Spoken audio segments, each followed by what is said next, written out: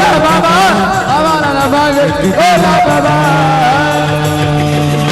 बोलिए भोले शंकर की जय हो भोला पार्वती की जय। जयकारा शेरा वाली दा बोल सच्चे दरबार की जय।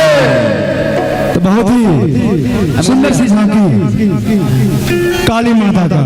जब जब संतान विपत्ति के बादल मंडराते माँ को ही पुकारते, माँ को ही पुकारते, माँ को ही पुकारते। और करुणामयी माँ दुर्गा हर बार आसुरी शक्तियों का विनाश करती है। ये संपूर्ण ब्रह्मांड माँ दुर्गा की पावन ज्योति पुंज से ही प्रकाशित है,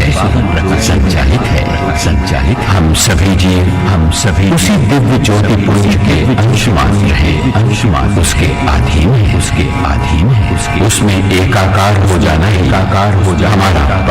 हमारा परम लक्ष्य।